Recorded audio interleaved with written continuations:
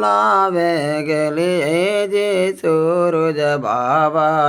ही राखे घाय दूधवा लावे गेले जे सूरज बाबा ही राखे घाय गाय राखे बेटा बाजी दीना नाथा ले लान लूलू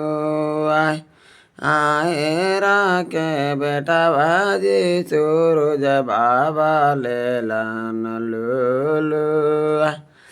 फुलवा लावे गेले